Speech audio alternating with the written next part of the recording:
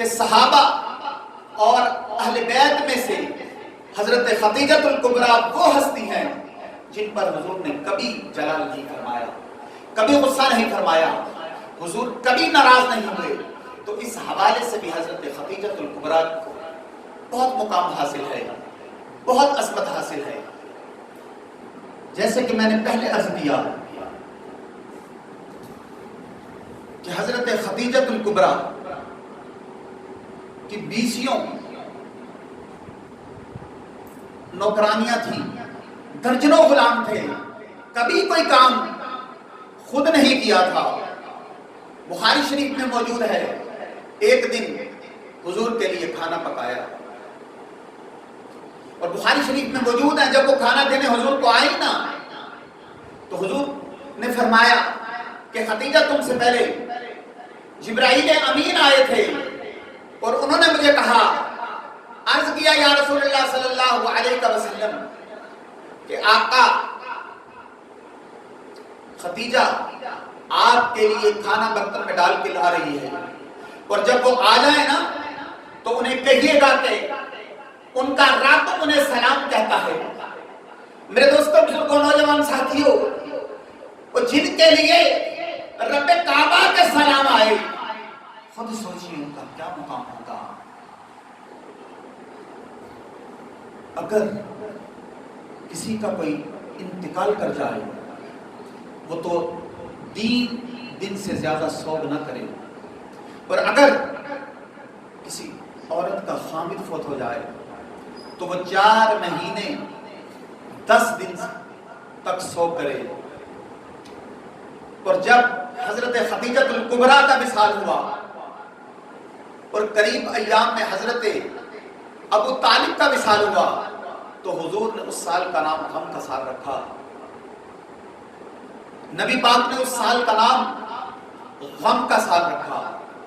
اصل بات یہ نہیں کہ معاشرہ بگڑ گیا ہے، اصل بات تو یہ ہے کہ کسی نے آگے بڑھ کر اس کو سنوارنے کے لیے کردار ادا نہیں کیا۔ اصل بات یہ نہیں کہ ہم بروں کے پیچھے لگ گئے ہیں، اصل بات تو یہ ہے، ذرا جاگ کر سنیں، اصل بات تو یہ ہے کہ ہم نے خیر والے لوگوں کی بات بیان نہیں کی، ہم نے ان کے تذکار نہیں سنائے۔ اصل بات تو یہ ہے کہ جب ہم اپنی بیٹی کو بٹھاتے ہیں نا تو کہتے ہیں کہ فلاں کی بیٹی ڈاکٹر بن گئی، اسے اپنے خامد کی پرواہ نہیں، فلاں کی بیٹی انجینئر بن گئی، اسے اپنے خامد کی فکر نہیں کہ وہ کمائے یا نہ کمائے، وہ بیٹی تو بھی کچھ کر لے۔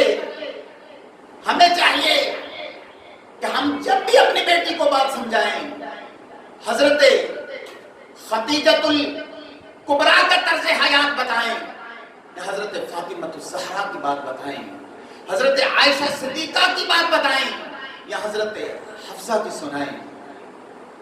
آج کون سا گھر ایسا ہے جس میں اماں جان ابا جان بیٹھے؟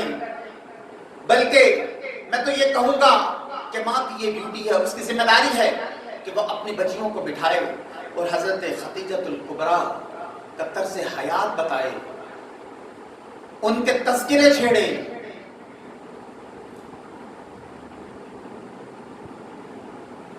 اور میں کہتا ہوں ہمارے لیے تو یہ خوشی کی بات ہے کہ اللہ کے الف سے لے کر ولی کی یہ تک سب کا ذکر ہمارے حصے میں ہے، اور اس سے بڑھ کر صحابہ کا ذکر بھی ہمارے حصے میں، اہل بیت کا بھی ہمارے حصے میں، اور ازواج رسول کا ذکر بھی ہمارے حصے میں۔ اور اس سے بڑھ کر بھی یہ بات ہے کہ ہم تو نبی کے والدین کے بھی نوکر ہیں، ان کا ذکر کرنا بھی ہمارے لیے حرز جاں ہے۔ تو میرے دوستوں بزرگوں نوجوان ساتھیوں، 9 اور 10 تاریخوں کو حضرت خدیجۃ الکبریٰ کا تذکرہ چھیڑیں، اس لیے کہ حضور کی محبوبہ کا ذکر کرنے سے نبی پاک راضی ہوتے ہیں۔ حضرت خدیجۃ الکبریٰ رضی اللہ تعالی عنہا کا ذکر کرنے سے نبی پاک خوش ہوتے ہیں۔ اور حضرت عائشہ صدیقہ کی حدیث ہے، آپ فرماتی ہیں کہ حضور گھر میں اکثر حضرت خدیجہ کا ذکر کیا کرتے تھے، اکثر حضرت خدیجہ کی باتیں کیا کرتے تھے۔ تو حضرت خدیجہ الکبریٰ کا ذکر کرنا حضور کا طریقہ ہے، حضور کی سنت ہے، تو ان کا ذکر کیا کریں۔ اس ماں نے سب کچھ اپنے 6 بچوں کے لیے نہیں کیا، اس ماں نے سب کچھ ہمارے لیے کیا۔ اس ماں نے سب سے پہلے دین کی نوکری کی، اس ماں نے سب سے پہلے آگے بڑھ کر دین کو سہارا دیا، اس ماں نے سب سے پہلے امت مسلمہ کو جینے کا رنگ سکھایا، اس ماں نے بیوی کو یہ بتایا کہ گھر چلانے کے طریقے کیا ہیں، اس ماں نے بیوی کو گھر جنت بنانے کے سلیقے سکھائے کہ مطمئن کیسے رہنا ہے، راضی کیسے رہنا ہے۔ صحیح ماں، پہلی ماں، کہف امن و امان، حق گزارے رفاقت پہ لاکھوں سلام، حق گزارے رفاقت پہ لاکھوں سلام۔ حضرت خدیجہ الکبریٰ کا طرز حیات آپ کی زندگی دستور بنے، اور جو یہ کہتے ہیں نا کہ امیر غریب ہو کے نہیں جی سکتا، میں کہتا ہوں ہاتھ میں دامن مصطفیٰ ہو اور حال جس طرح کا بھی ہو، بندہ بڑی عزت سے جیا کرتا ہے۔ تو حضرت خدیجہ الکبریٰ کی زندگی بچیوں کو، بیوی کو، بیٹیوں کو، بہنوں کو، بہوؤں کو حفظ کر لینی چاہیے، ان کی زندگی کے مطابق زندگی گزاریں۔ اور حضور حضرت خدیجہ الکبریٰ کو تحفے بھی دیا کرتے تھے۔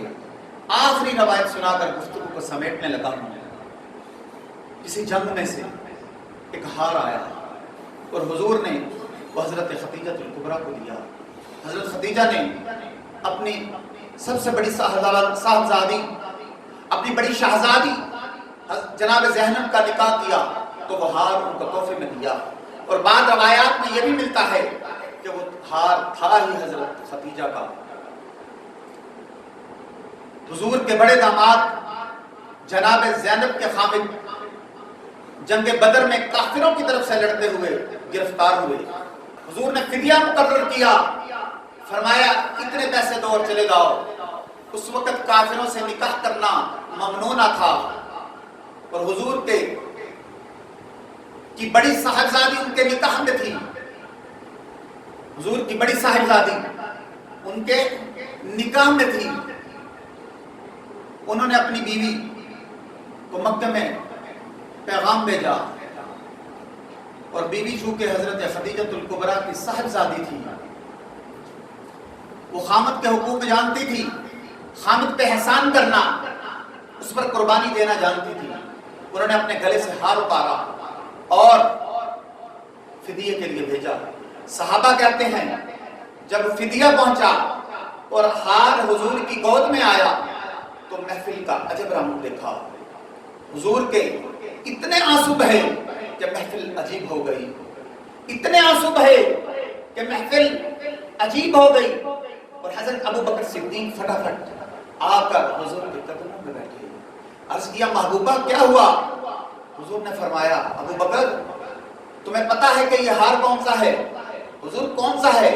فرمایا یہ وہ ہار ہے جو خدیجہ نے زینب کو دیا تھا، یہ خدیجہ کی نشانی ہے۔ ابو بکر صحابہ سے مشورہ کرو، اگر وہ کہیں تو میں یہ ہار واپس نہ کر دوں تاکہ خدیجہ کی نشانی باقی رہے۔ تو صحابہ نے یک زبان ہو کر کہا محبوبہ جانے بھی حاضر ہے۔ تو حضور حضرت خدیجہ الکبریٰ کی نشانیاں دیکھا کرتے تھے، محبت اور پیار کا رشتہ۔ اور آج مجھے شکوہ مردوں سے بھی ہے کہ وہ بھی گھر میں اس طرح کا رویہ نہیں اپناتے جس طرح کا انہیں اپنانا چاہیے، وہ گھر میں اس طرح کا پیار نہیں کرتے جس طرح کا انہیں کرنا چاہیے۔ گھروں میں پیار اور اخلاص پیدا کریں تاکہ حسن پیدا ہو۔ اور ایک دفعہ پھر کہوں گا، اپنے گھروں میں اس ماں کا ذکر کریں، تذکرہ کریں، جو باتیں سنی ہیں آگے سنائیں گے، آگے پہنچائیں گے، اور دعا ہے اللہ رب العزت حضرت خدیجہ الکبریٰ کے صدقے ہمارے گھروں کو سکون والا بنائے۔ اور ہماری ماؤں کی مغفرت فرمائے، ہمیشہ مدحت خیر الانام میں گزرے، دعا ہے یہ عمر درود و سلام میں گزرے، اور ساتھ ہی ساتھ میرے شیخ کامل پیر طریقت رہبر شریعت میرے دادا حضور ابو العلا حضرت پیر مفتی محمد عبداللہ قادری اشرف رضوی رحمۃ اللہ تعالی علیہ، اور قبلہ والد گرامی عالم المبلغ اسلام شیخ الحدیث و تفسیر حضرت پیر مفتی محمد سفدر علی قادری رحمۃ اللہ تعالی علیہ، آپ کا فیضان تک قیامت جاری ساری رہے۔ وآخر دعوانا الحمدللہ رب العالمین۔